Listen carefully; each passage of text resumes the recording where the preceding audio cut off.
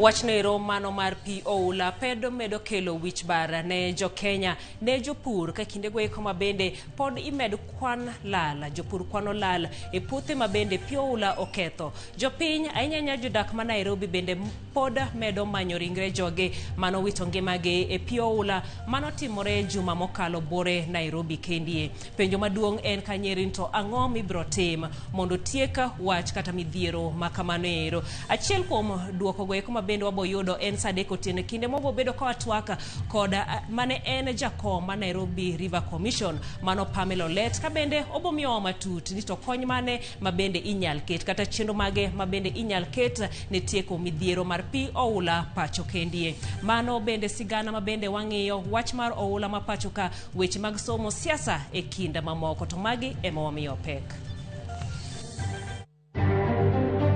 Hiyo shimo ilikuwa imeloa maji na ni ya kitambo tangu hii shule ianzishwe na ikasink. Nataka kusema pole sana kwa wale watoto walipata ajali na county government na wale wengine wote watashughulika na hiyo kazi. Japuonjre achiel otho kama moko aparo yudo hinyruok Kapsabet kane giriyore mar neno jatend piny mane kalo. Gimoro amora odhi tineno kama onge kaka inya konyo. Na konyo mana ngima na gi nyithindo kende. Jodak e gweng' ma Oluti Nyabera e Kisumu ywago midhiero ma olo kelo bang' koth mapek chwe nyocha. Tulika hapo kitu 1 hour plus. Hakuna mtu alitusaidia. Saa maji ilikuwa inaongezeka. Baadaye tukabebwa na maji. Mtoto nilikuwa nimemfunga na leso kwa mgongo. Oganda medo ywago midhiero mar oula kae kar kano ringre ma City Mochari. Familia moko no chopo mar manyo ringre wedegi chendo makata kamano ne opong' kod koko. Nonro yango ni mahewa 30% mag jopuonjre podi rocho ratichgi e skunde.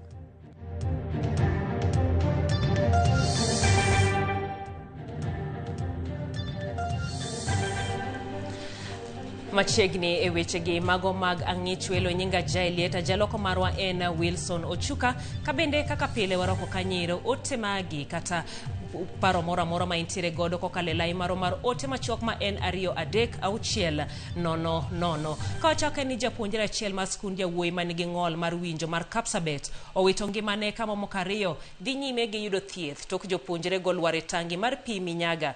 Jopuonjre go gin bath jopuonjre 11 mano ling'ore e tangi mar pi Minyaga e kinde mane gitemo yudo thuolo mar neno safar mar nyamburko mar jatend piny William Ruto mane riko chomo limo skundi nyiri ma Kapsabet mantiere bath skundno. Simfros Okinda nigi ler.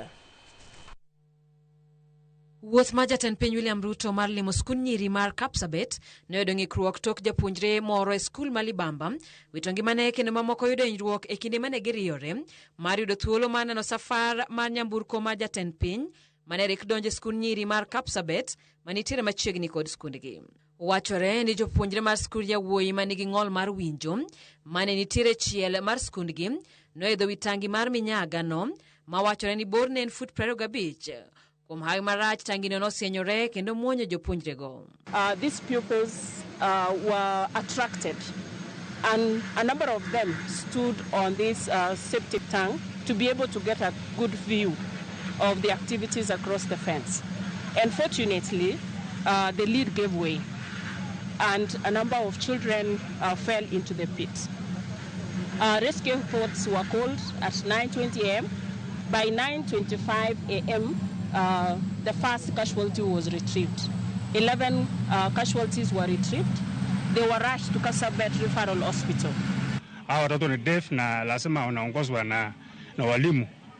Na wakasimama pale moja na hiyo shimo ilikuwa imeloa maji na ni ya kitambo tangu hii shule ianzishwe na ikasink. Na watoto wengine walirarasa juu, mimi ndio tukasaidia kutoa, wengine walikuwa wamefinywa na mawe. Cheno marasa jopuonjre go notimore mapiyo ka thoth gino resi e samo winjore kendo ring kodgi othieth mar rufaa ma Kapsabet County Referral Hospital. Kata kamano achiel kuom jopuonjre go noyudo hinyruok maricho kendo wito ngimane kinde mane yudo thieth ka jowadgi mamoko 2 bende pod dhi nyime gi yudo thieth. Vile tulifika tukakuta wanafunzi wengine wako ndani, raia wamesaidia nikaingia ndani, tukasaidiana, tukatoa, na kuna mwingine ndio alikuwa amesing huko ndani, ikafinywa na mawe na tulijaribu kutoa. Naimiza kila mashule wanapojenga hiyo safety tank waweke ile kichuma ndio inasuia, kwa maana ukiona hiyo shimo ilikuwa imeosa na ni wakati wa kunyesha. Kano winjo wach makamano, jatend piny William Ruto mane rikdhi nyime kod chenro mage skund nyiri ma Kapsabet nodonje skund yawuoyi ni mar gonegi mos kendo singonegi dongruok. Na kwa sababu nimefika hapa, nataka kusema pole sana kwa wale watoto walipata ajali, na county government na wale wengine wote watashughulika na hiyo kazi. Lakini hata mbali na hiyo, pia tumepata nafasi ya kuangalia shule yenu, na najua ya kwamba hapa mnahitaji mahitaji kiasi. Jopunja boro modong no thiedhi modok pacho, kariyo mano hinyore marach podi yudo thieth od thieth mar Kapsabet County Referral Hospital. Simfrozo Kinda, Ramogi TV.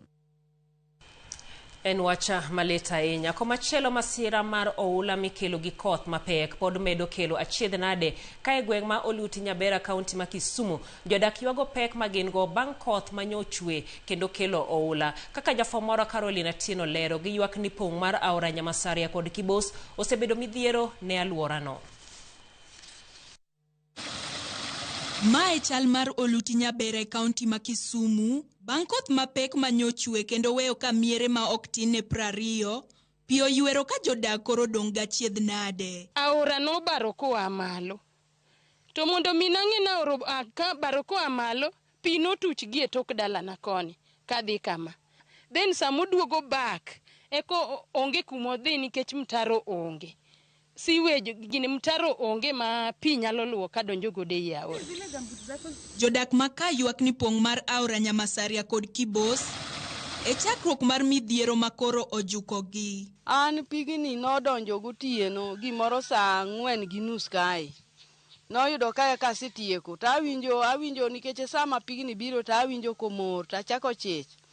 Koro ka pi aneno na ka pi no bira dichiel nyaka gwen man tiere godo pi no ywayo nikech onge kana nyalo reso gweno. Koro ana reso mana ngimana. Guogi gi to nochikore wiye kuondegi. Jodak Moluti Nyabera bende seyo jotelo magi wacho ni ok osebedo ka deo ywak gini kendo miyo gi yudore e midhiero mathoth e kinde ma koth chwe. Injinia ikikuja wanakataa wafiki hawakuambiwa wafike hapa. Ojwang naye alituita tuko Mau Forest. Boito naliingia alisema hakuambiwa hii ni area yake. Sasa hii area ni ya ule Nyalenda Nyalenda B ama Nyalenda ama Manyata B. Na to moloyo governor onyiswa ni wadake area mane. Dwaro margi koro en neno ni sirikal oketo hinga mabiro geng'o oula kod odundu makeyo pi oula. Kadang ayudo kaka dang konya mondo atiek ot madwa gero to dang bed maber basa aora be gichodhi giket dek moro kae maka pigno biro to zoya ok oridre koro dhi adhiya. Carolina Tieno, Ramogi TV, Kisumu. En wach nero mabende poda mana kelo wich bar mano kinde kima bende pod ilando ni koth biro medo chwen kinde gweko mag koth. En wach no mabende ng'iyo ni to ere kaka ibiro tieke kinyalo paro ntiere singo maka kod kacha mane sirikal oketo mano koting'o weche gweko mag pi oula en mana keto wang' kendo ng'iyo ni to be ibo tiekgi. Inyisa ni wach septic tank no lich ndi kendo lit ahinya mano lago Kamitonyi kawuok Alendu mos ne joma oyudo masira iwacho ni mano gino ero mabende lit kabisa ahinya ni japuonjre wito ngimane e skul. Komachielo bende ni kar kano ringre ma City Bore Nairobi medo yudo ringre mar jogo mano wito ngimage kaluwore koda midhiero mar koth ka nyaka sani ringre 30 osechwale kar kano ringre no. Anyuola moko bende medo chopo yango ringre kamiyo moro kata kamano pod medo kwayo kony mar yudo nyathine mowacho ni oula mapek no mae kotweyo kod suka e toke e kinde manyocha oula omonje. Cynthia Onyango olimo City kendo goyo mbaka kod jopiny. Kar kano ringre ma City Bore Nairobi e Karonyango. Jochiw sir medo chopo kod sanduge ne ringre mar jogo mosetimne gi bero kendo anyuola oikre ne ik ka iseche ogogo. Wede kod osiepe mar anyuola mar Nicholas Chalo manyocha othoyo oula ochopo mar kawo ringre kod nyiso kuyo margi Kwethno ne oyudho sandug chalo kaparo ni ne oseket ringre e iye, kata kamano ne ochuno gi duoko sandugno bang' fwenyo ni ringre ne pok oketi e iye, kendo gikone ne oketne gi ringre mar chalo ma ochwale ne chenro mar alam. Ema obedo chal mar kar kano ringre ni machakre tich abich juma mokalo, bang' oula mapek ywayo oganda e kuonde dak mopogore opogore osebedo kayudo ringre pile pile. Kendo e kinde ni, obila ochwalo ringre mamoko 2 ma ichich ni oula nyo ywayo, kendo chwalo kwan mar ringre mosechwale kar kano ringre ma City nyaka ringre 30, ka 28 e kwan ni en mar joma chuo, ka mine gin ji 2 kuom thuolo matin ne juma achiel. Kata obedo ni ng'eny anyuola machopo ka oseyango jogi kendo chiwo thuolo mar bero kod ik, Naomi Mutinda en miyo manigi chuny lit bang' temo mare mar yudo ringre nyathine ma jadweche 4 gore e Luanda. Kaluwore kod Naomi, chieng' tich abijno oula no muomo kama ne entie, kendo temo mare mar kwayo kony kuom thuolo mar saa 1 norem ma ok onyago olemo. Ondamo mare mar temo reso ngimane kod nyathine marikno twe toke nolokore midhiero mapek bang' oula ywaye, kendo mae nyathi ma olalgo nyaka sani. Vile mvua ilianza kunyesha, maji ilianza kuingia kwa nyumba, so tukatoka nje tutoke isitubebe. Vile tulifika kwa gate tulipata maji imejaa hii side, pia side ya juu ilikuwa imejaa, tungeweza kuvuka. Tukaitana tusaidiwe, hakuna mtu alikuja kutusaidia. Tukapiga simu watu wakuja watusaidie, hakuna mtu alikuja kutusaidia. Sijui vile alitoka kwa mgongo, lakini tukiwa tumesimama hapo before tubebwe na maji, mtoto nilikuwa nimemfunga na leso kwa mgongo. Anyuola mar Renia Dibonki, achiel kuom anyuola ma oyango jogi kawuono, medo kwayo kony mar iko wuodgi, magiwacho ni nowito ngimane kotemo reso jal machielo manokwamo, ka thone nowuok kinde machuok kende bang' reso jalno. Ile maji kazidi kujaa, akasema anataka kuruka ende saidi ile ingine kuruka hivi. Nasikia kuna miti hivi ndogo, ndiye ilimtega mguu. Alikuwa ameenda kuvuruta mwingine hapo hivyo. Sasa mwingine nayo akatoka. Ule kutoka yeye akabaki ameenda. Nimekuwa kijana ambaye sisi tumeangalia zaidi, ndiye ambaye tumeona kama jicho letu, ndio tumeona kama msaada wetu, lakini sasa ametumaliza. Nyaka sani, ringre maromo 21 oseyangi kendo timne gibero, 9 poko yangi ka 8 kende emanyuola magi osekao. Komachielo e kar dak Mongohore ma Madhari, sirikal kokalo e bad migao mar arita opogo chiemo kod gige kony mamoko ne anyuola ma ok tin 1,500. Chenro ma sirikal oyango ni dhi nyime kuonde chung' od buche duto mag kaunti ma Nairobi. Hatutaki wale ambao wanajaribu kurudi kwenye mito, kwenye zile riparian land. Tafadhali hiyo tukomeshe kabisa. Kaluwore kod County Commissioner ma Nairobi North Simon Osumba, anyuola 4,346 oseyange ni oyudo midhiero ka kuonde chung' od buche 18 duto mag kaunti ma Nairobi dwaro konygi e sani. Oyango ni sirikal e chenro margi ochiwo gunde 120 mag ochele, gunde 80 mag oganda, godhro 80, ongede 165 kod sabunde maromo boksi 80 ne sub-county ka sub-county ma Nairobi mondo res anyuola madwaro kony. Kuom ringre 30 mosechwale kar kano ringre ma City, ringre 21 osetimne gibero kendo yangi ka anyuola mowito jogi medo kwa mondo chopi kendo chiw lipot makende ne jogi manyalo bedo ni pod ni kam. Cynthia Onyango, Ramogi TV, e kar kano ringre ma City. Kaoke lipode mag masiche wadonje mago mag siasa kuma aput mawinjo gwandruok buche siasa kokalo kuom Gad Gadhu ochiko ng'ado bura momaki kod jagoro mar ODM Edwin Sifuna ewi thiche kod duond bura mar ODM tarik 26 dweni.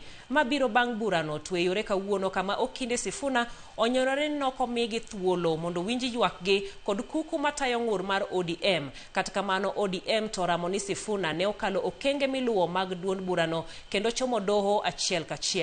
Walter Nyambaga nigi mathoth. En bura mane tek tweta ka okinde mag Sifuna twenyore kod mag ODM kod mago mawuok e apisi mochung'ne ndiko duond buche mag siasa pachoka. Bura mane oyware kuom saa 1 kod dakika buora. Apudno koro yango ni burano ibiro ng'adi tarik 26 mar dweni. Okang' madhi miyo Sifuna fungruok kendo ngirore lemone kaka jagoro kata thule oko koponi apudno oyudo ni ODM ne oluwore kod chik e riembe. We will deliberate on this matter and make a determination, deliver a judgment on 26th March 2026 at 2:30 p.m.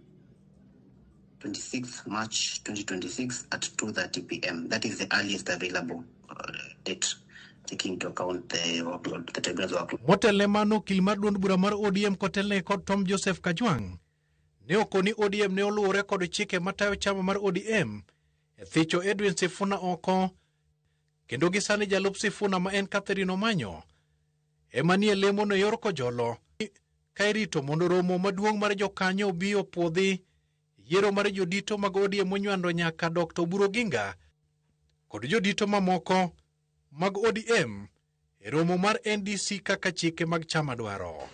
It says that the National Convention shall have the following specific powers.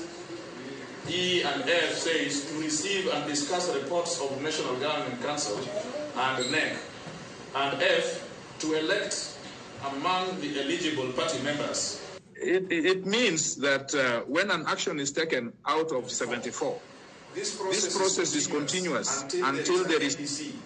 It is a process. It is not an event.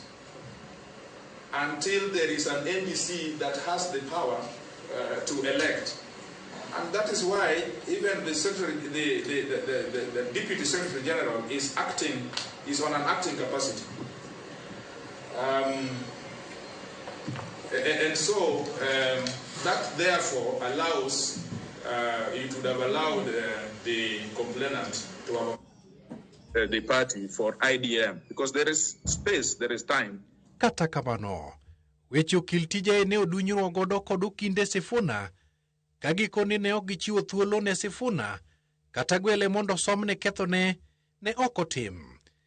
Bende gikone do ni ratich Sifuna mar winjo ng'ur mare ne odine it kod joma ne oramo ni nyaka gwethe mana oko. Under Article 74 of the party constitution,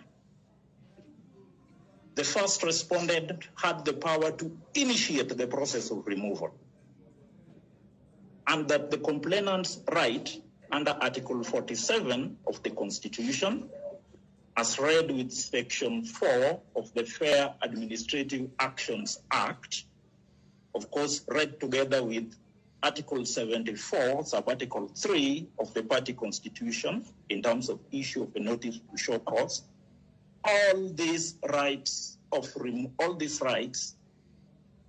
are intact. Mr. Mondi, you know that we are... Apudno, ne ogeng'o ne apisi ma ndiko duond buche mag siasa pacho ka goyo chapa thicho oko mar Sifuna e kaka jagoro mar ODM mane otim kod ODM.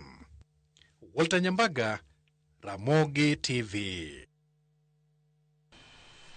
Jatend piny William Ruto jiwo ni winjruok e kind duond buche mar United Democratic Party mano UDA kod mar Orange Democratic Movement mano ODM biro jiwo tudruok makare pachoka, kowacho ni Jo-Kenya kuom kinde mathoth osebedo kopogore e yore mag siasa. Koloso Cheptiret e kinde mochako limbe ne kaunti ma Nandi, Ruto bende oseyo kweth maketo sirikal tesre, mowacho ni temo poge gi jopiny e samo tiyo matek mariwo Jo-Kenya motelo ne yiero mabiro.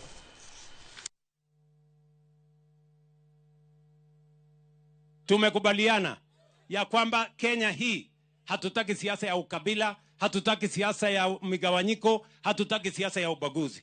Sisi tumeunganisha Kenya iwe moja, na hiyo ni kazi yangu kama kiongozi wa taifa letu la Kenya. Ndio munaona tumekubaliana chama ya UDA na Kenya Kwanza, tumekubaliana na chama ya ODM ya kwamba tutaketi chini, tutaongea, tutapanga coalition ya kutengeneza serikali ya 2027 ambayo italeta Wakenya wote pamoja. Nyinyi watu wa Kapsabet mnasema tuungane ama tutengane? Bad migao mar obila koro oramo ni biro kedo kod kweth mag jonjore masani osieko e pachoka kendo muojo tulo kinde ka kinde. Kaka jafwambo Eric Owenga lero, gai mar obila bende okone komanda mag obila e thurka mondo obeda kicha ahinya to kinde siasa masani medo yware machiegni. Tulo mag ang'enge osebedo ka mienge thurka kinde ka kinde ka rowere emani ong'ala manyime mar rocho kwe. Tich ariyo kogwen mar jumani jonjore nyomonjo magawa moro e boma Kisumu kendo ketho mwandu sidang'. To kata ka gweno podi ok omuonyo bando, tima kamano bende nochako timore tich adek gotieno e magawa mar jaod bura machon mar Rieda Rafael Tuju Makaren. Goons are criminals. And even last week I said that we don't have space for goons. And we have arrested many. And we have taken to court many. The DCI here is very busy, ensuring that those who are not conforming are taken to the court. And so I'm happy to note that at the end of the day, these goons would have no space with us. Tendo bila mathuruka kata kamano to lero ni achije buoro osenthi kendo ibiro kan gi ondam winjire mar kum. Goons are basically criminals, and we have no space for criminals. The incidents that took place in Karen and Kisumu, we have taken note of that, and like the IG has confirmed, we have already arrested a couple of people. Some have been arraigned before court, and others were in the process of profiling and identifying them. That we have been dealing with goons very firmly in the past, and we assure Kenyans that we shall continue dealing with them like any other normal criminal. We have law and order in this country, and it is our duty as police officers to make sure that we enforce the law and order. E kinde mosekalo romo mag siasa nyaka ute lamo osebedo ka itimo ni monj makoch gi jonjore ka gima mako dhok ni monj moko timore e lela ka obila ng'iyo. E wi mano tendo obila noluongo romo mar twak gi jotendo obila duto mawuok e kaunti 47 ma pacho ka mar podo wach e wi kaka gibiro geng'o rach mar arita ahinya to seche ma siasa koro kayo machiegni. We prepare as the country prepares and it moves forward towards the general elections that will be held next year. The environment will be good to enable the people of Kenya exercise their democratic rights in choosing their leaders. That is the calling of the police service, that ensure the country remains safe and secure so that our people can be able to exercise their democratic right in getting their leaders. Amana mnangani hapo? Sio ndio kazi yetu? Tendo bila mapacho kalero ngidhi nyime mar dino rode duto mag rach mar arita motelne siasa ka ogai mar obila kanja to ramoni onge jogo ma ibiro buono e wero charita. We must focus on gathering intelligence and enhance our intelligence collection capabilities. And we should be able to tackle organized crimes within our respective areas of jurisdiction. And the only way we can do this is to improve our investigation capabilities and capacities. Bad migawo mar obila moktele gi kanjano osebedo ka yudo seo ko kuom jotelo makwedo piny owacho motelo gi Rigathi Gachagua moto ni kanja gi lange otendore nyakonchiel e tok chik. Gino ma kata kamano obila osebedo ka kwedo mokalo. Eric Owenga, Ramogi TV, Nairobi. Ripod noero mar Eric Owenga bende koro terowa e yueyo wa mokwongo e weche gi kimanyien mag ng'ich welo.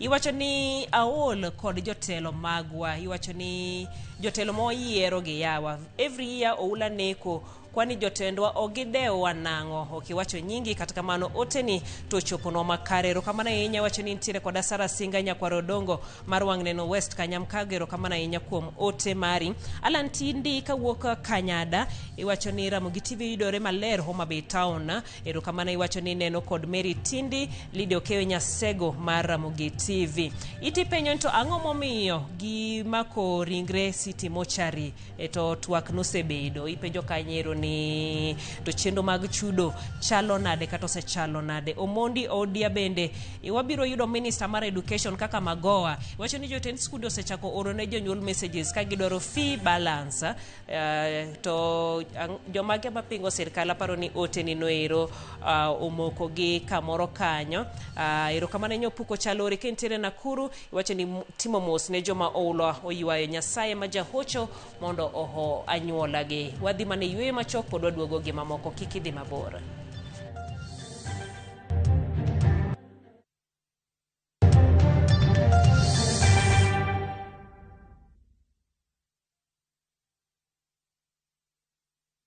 Every city has a place where its story comes to life. Set in Africa's safest city, Kigali Paramount Hotel welcomes you with comfort and ease. Rooms opening to stunning views of Kigali's skyline. With exclusive view travel rates from $70 per person sharing or $120 for a single room. Relax at the spa, pool, gym, or at the lounge as you sip and dine, with every detail designed for your comfort. Explore Kigali's vibrant culture just moments away. Whether for business or leisure, everything you need is right here. Book your stay with View Travel.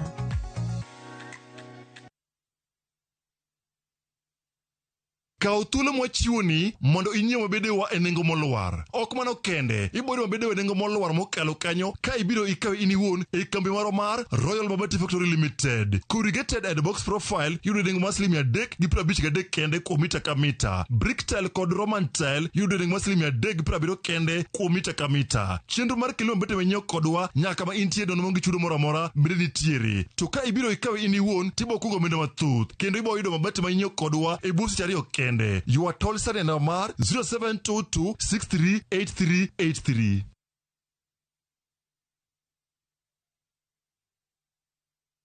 Everybody bossa, dance. Wakelo ni nyasi e ot kama intiere. Wan gi jothum manigi huma kod thum mamit moloyo. Wajanja meditate puonjo ji gimoro ganda ma okeo joka nyada. Kae ema mor nitiere. Giko juma ka juma, mana Ramogi TV, Lind Ramogi kod DJ Kolo, tayo ni chenro maliet mar thum Dagmor. Ngeso ka ngeso, sang'wen otieno.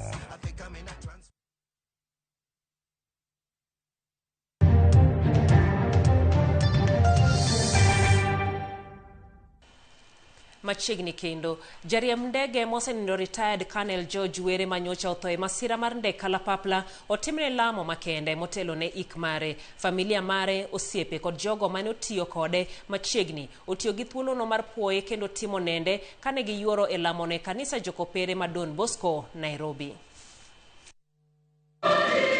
E kanisa mar Jokopere ma Don Bosco, Upper Hill, Bore, Nairobi, familia, wede kod osiepe ne oyuoro mar nyiso hera ne mosenindo retired Colonel George Were.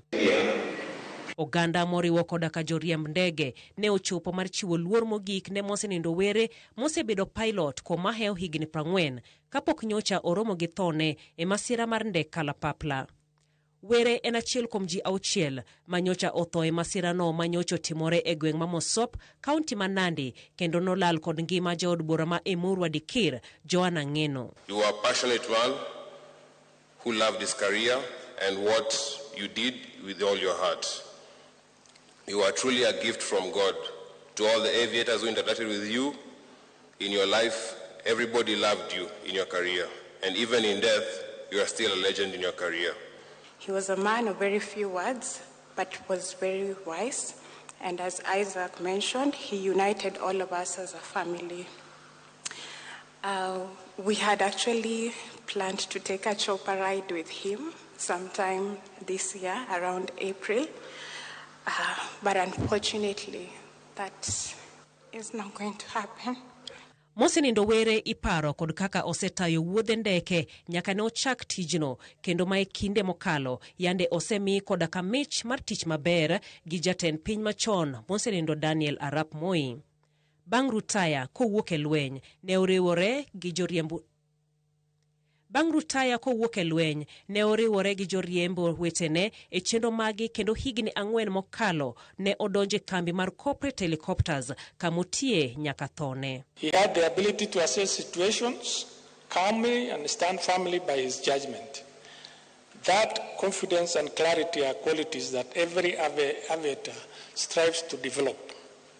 But beyond the uniform, beyond the cockpit, and he was a human being with dreams, with family, with people who loved him dearly. Jotelo mane oting'o gi ndege e thuolo mare mar tich kinde ka kinde opoye kaka jariembo mane nigi lony mamalo e Kenya. Mosenindo Were oweyo min ode kod nyithindo ariyo ka ik mare ochan timore ngeso jumani e gwenge ma Nyakach. Mahewa tamalo 30 mag jopuonjre podi rocho ratichgi e skunde. Kaluwore koda ripot mogol kod riwruok mar Chalan Foundation. Nonro ni otime kaunti 10 ma pachoka, kamoriwo kaunti ma Homa Bay, ka omenyo ni thoth jopuonjre ma weyo skul weyo nikech onge mar omenda mar somo. Judith Omondi ni kod mathoth. Kuom higni riwruoge matin marango weche mag somo ema osebedo kamenyo kokalo kuom ripode kit lwenje ma jopuonjre kale skunde. Higani riwruok ma ok mar piny owacho mar Chalan Foundation otimo nonro e kaunti 10 kama oriwo kaunti ma Homa Bay, kendo e ripod ni ratich jopuonjre ma irocho e skunde omeny. E counties gi ma otigo e chung'ne counties duto 47, atamalo 26 mag jopuonjre irocho ratichgi e weche ma idiro, ayany kod mamoko, atamalo 16 irocho ratichgi e yor rotho, atamalo 16 mamoko imiyo chwat e yor tich ma idendo ni corporal punishment, ka atamalo 10 iketo thenge, kendo atamalo 5 mamoko to irocho ratichgi e weche mag bembo.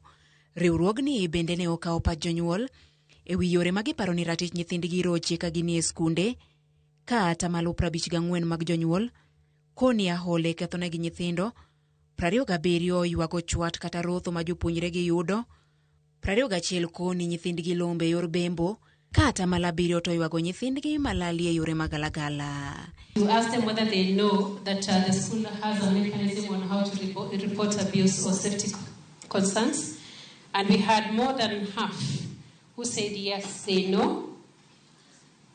And much as they knew that they know the school has a mechanism for reporting, we had another 25% that they said they do not know how to use it. So this is also a gap that probably we need to think around. And of course, we have another significant percentage, more than 30%, that they say there was no system, or maybe they do not know whether that system, the reporting system, exists. We must ensure that learners not only enroll in school, but remain in school, thrive in school, and transition successfully into the future. Ewi penjo mar ng'ama owinjo bed ni yawo wi japuonjre kata miyo gi puonj ma owinjore, atamalo 46 mag jopuonjre koni en ting' mar jonyuol, atamalo 29 koni gin jopuonj, ka atamalo 23 to koni ma ting' ma jonyuol kod jopuonj duto nengo kaw.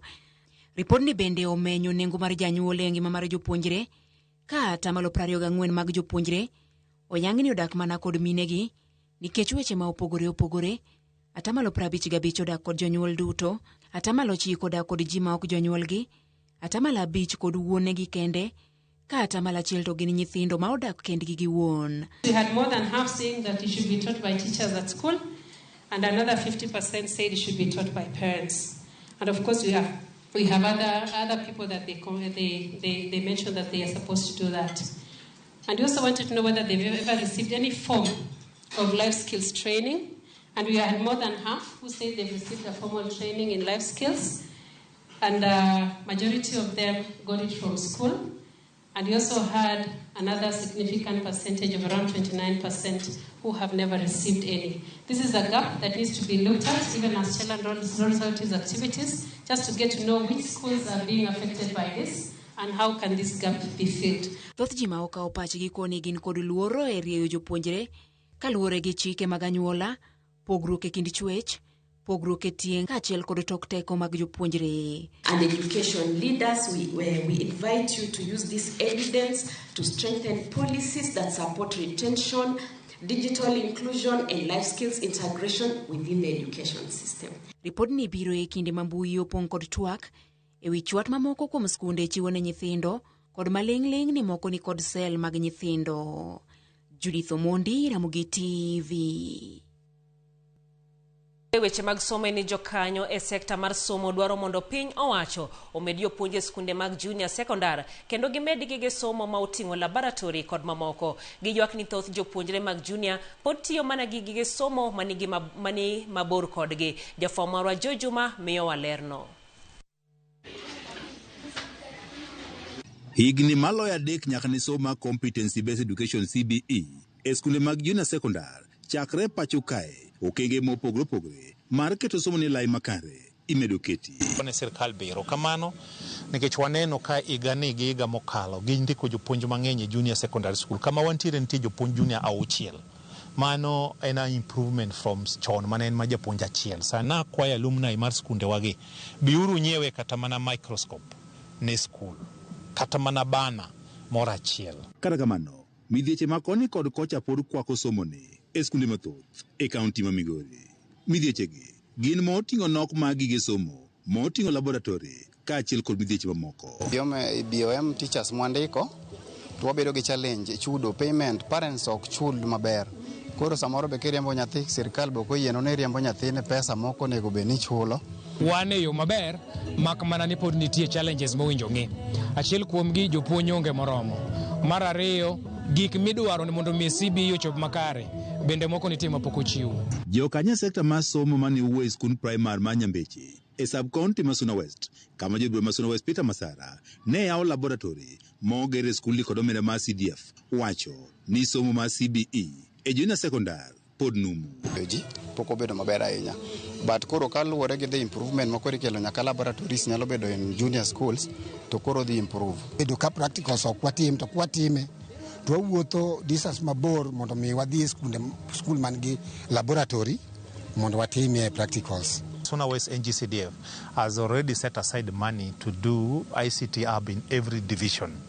The Wiga where we are, Suba Wiga division, theirs is complete at Godokwer. Sikun primar ma Nyambeche kama ne oyawe laboratory ma oger kod omenda mar CDF omenda maromo $1 million nitiere mana kod kwan jopuonj maromo 6 kende. Koro miyo kwayo sani wan jopuonj 6 mani junior to ber ka wayudo jopuonj 5. Jor bura ma Suna West Peter Masara wani kawo kalo kuom omenda mar CDF odhi nyime kod gero kuonde somo ma oting'o laboratory e skunde duto e sub-county ma Suna West mondo jopuonjre oyud somo makare. Ilongo ni standalone primary schools mondo gibed gi laboratory. Wasetime sani e this year wan gi skundni, wan gi Barasengo, wan gi school milongo ni Milimani Primary, wan gi another lab e school milongo ni Nyanko. George Juma, Ramogi TV, Migori. Kawuok e kaunti ma Migori wacho kwa dhi yweyo machielo machuok kabisa. Okil Boniface Erokamano nyaka intiere namba kadero iwacho ni news ler kabisa. Okinyo chogo jela luwo chendo yo makare ke intiere Kibosa iwacho ni wach oula koro tek kendo en gino ero mabendo winjo bed ni iloso. Boniface alando ka intiere Migori County agenda sub county iwacho ni weche dhi nyime e yono ero makare. Wacha kwa kaw yweyo moro machuok kabisa ka duogo wadonjo e pau tuke.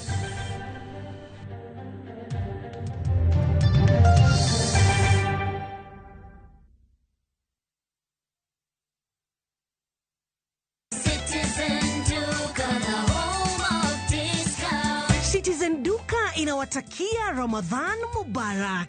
Tumia muda mchache sokoni na muda mwingi kwa mambo yenye umuhimu zaidi. Bidhaa muhimu na halisi tena za kuaminika kwa bei nafuu zikiletwa hadi mlangoni mwako. Fanya oda sasa kupitia Citizen Duka app ama kwenye tovuti ya citizenduka.com au tuma agizo lako kwa WhatsApp kupitia nambari 0710 487 487. Citizen Duka, the home of discount.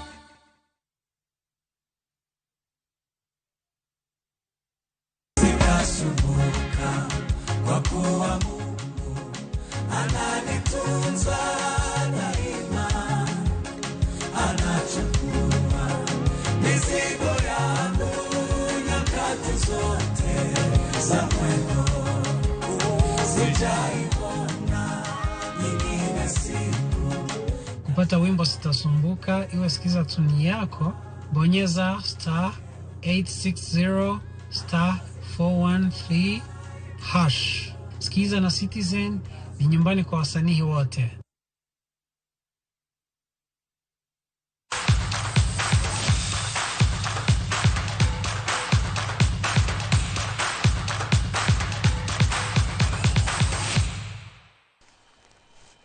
Ian Aluvasa obedo kod mor tok loyo shillings million achiel e tugo mar fans favorite mar shabiki.com. Ian menjegni 33 nodhialo loch mare kod jokanyo mag tuk shabiki.com e garaj ma otiye kar dak ma Umoja 3 ma yudore Embakasi. Jokanyo mag Shabiki bende ne orado kod jogo matiyo gi Ian kanyakla kod johera mag shabiki.com e apaya ma Kangundo.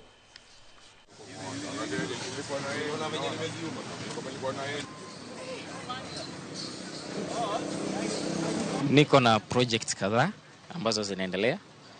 Niko na nyumba nyumbani nilikuwa najenga, so nitaweza kupump in, ni pump kwa biashara yangu kidogo na maisha yaendelee. Na ukiamini kitu utapata. Pie mar geche mag Safari Rally ma higani ochakore ayanga kawuono e boma ma Naivasha e kidieny mokwongo kendo derepe mopogore opogore moting'o Thierry Neuville kod jaloch mokalo e tugoni Elfyn Evans onyiso geno margi mar yudo duoko makare kata obedo ni odhi bedo rally mar chuodho kaluwore koda koth maduong' mosebedo ka chwe. Jatend migawo mar tuke Salim Mvurya kane loso e nyasi mar chako ayanga tukego owacho ni piny owacho dhi nyime kod kwayo mondo med piny Kenya orak mar bago tukego. Nyawadgi motelo ne migawo mar limbe Rebecca Miano korka koro wacho ni tuke makamago biro kelo omenda ne piny owacho kuwuok kuom welo mabiro limo pacho ka. Start list then for stage one with the fans out in force once again.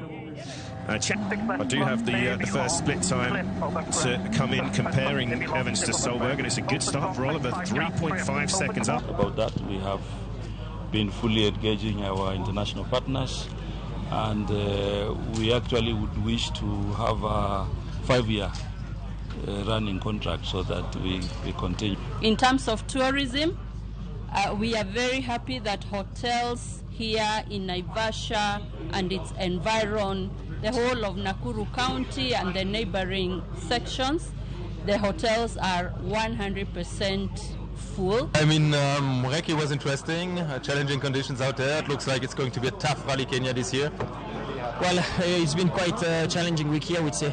There was a lot of water in some sections. It's not everywhere, but actually it makes it very challenging because we go from dry to mud, from dry to mud, so it's changing quite a lot.